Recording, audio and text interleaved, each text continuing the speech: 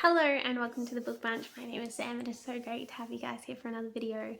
I am going to be talking about a couple of non-fiction Christian recommendations for you guys because I've had to read some for uni and I've been reading some with my husband for our Bible study, and I just thought I'd share them. So it's not going to be a very long video today, but then during the week I'm going to try and get another video up for you guys to make up for it, and then next Saturday's video will be all about sci-fi for you guys, so there's lots to look forward to. But in the meantime, we've got a bit more of a serious one. So the first book I have is He Is Not Ashamed. This is just a really short, nice little book, all about the stirring love of Christ for his people. It's by Eric Raymond. I managed to pick this up at my local Koorong, which, as you guys might have heard me say before, is the Christian bookshop here in Australia. And it looked really pretty. I really liked this cover and it seemed like a good read, and it was on a good special. So I picked it up and I was pleasantly surprised. I think I'd probably give it a 4 stars overall. It just goes chapter by chapter, talking about the different types of people in God's family tree and how we are so welcome in, like, to be grafted into Jesus's family tree if we accept him, and like it doesn't matter what we've done, as long as we don't reject him, we are welcome. And it goes through like different people in the Bible who committed terrible mistakes or had terrible pasts or continued to fail Jesus even after they had accepted him, and how all of those people were still welcomed by God and loved by God. And it was just a really nice book to read as a reminder of basically God's love for us. And I just, had a really nice time with it.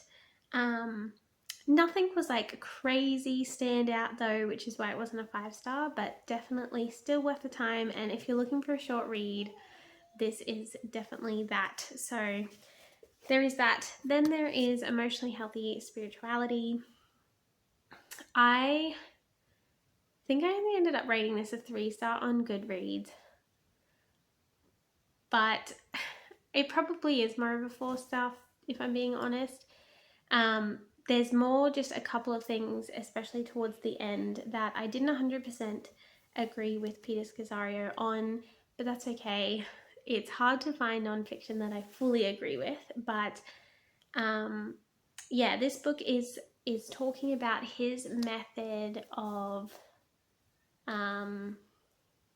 emotional healing and growth spiritually, and he's created this like huge discipleship course and leadership course and all these various other books you can do about it.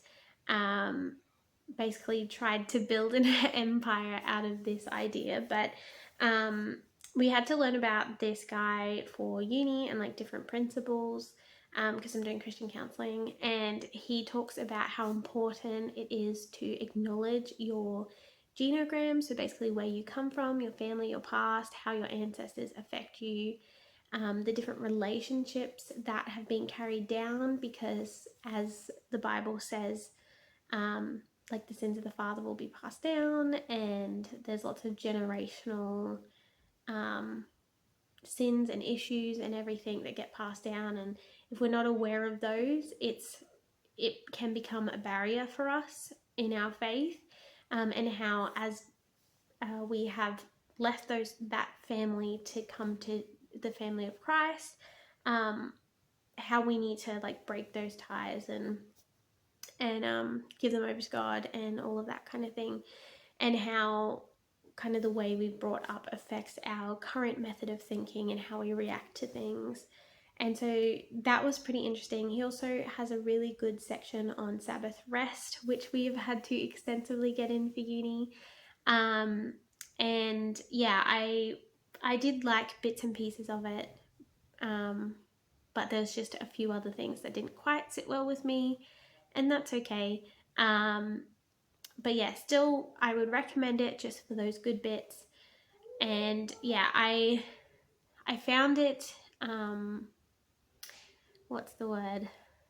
insightful, I guess, because I had never really thought about the generational stuff seriously before, but it really is a prominent thing. And because I actually had to do my genogram for uni, when I went through that and actually followed the method of a genogram, which you can Google if you're interested in doing one yourself, but it was actually really interesting to see how my grandparents interact with each other and my parents and so on, and how those relationships affected their kids and then their kids and then their kids, and how that has resulted in me and my way of dealing with things, and how there is so many things that I've never addressed or brought to God that I need to.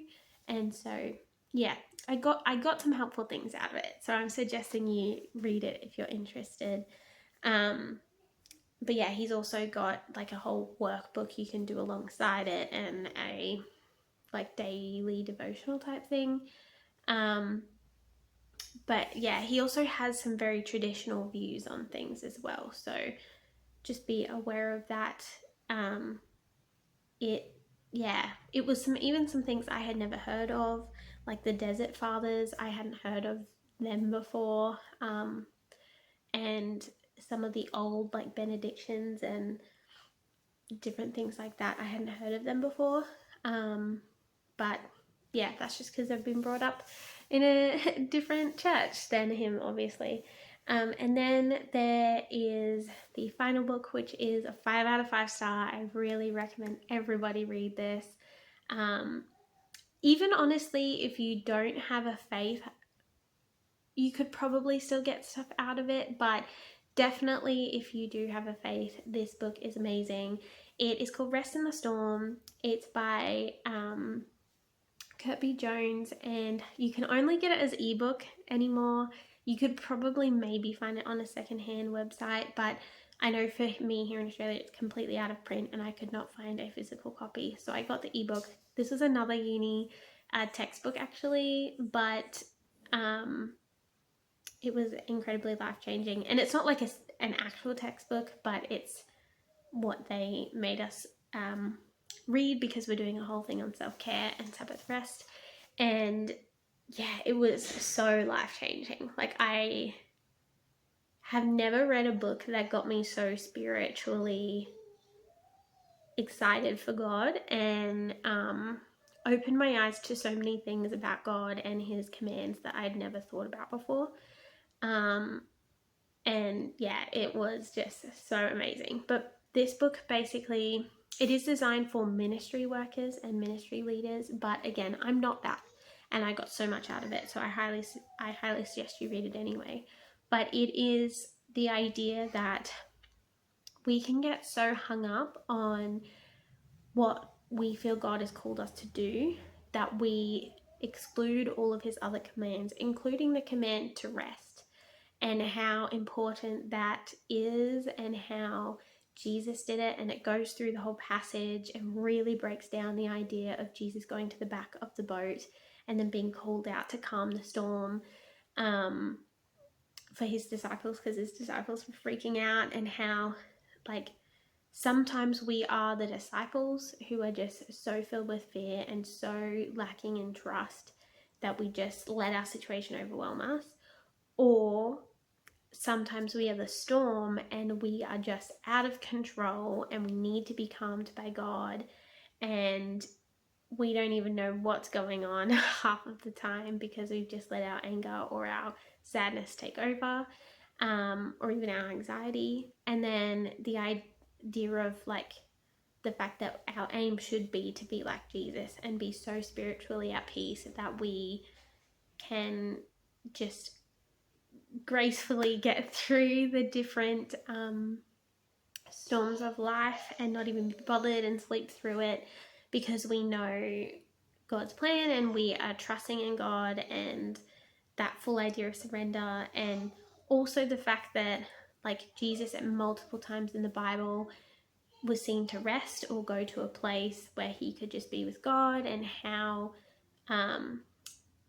this idea of the Sabbath, even if you don't take it as a 24-hour chunk, just the idea of having rest periods throughout your week that not only fulfill your self-care needs, like having hobbies and getting good night's rest and exercising and all the rest, but also the idea of getting that spiritual rest where we come to God and we just give everything to Him, and we spend time as well just sitting in silence and listening and trying to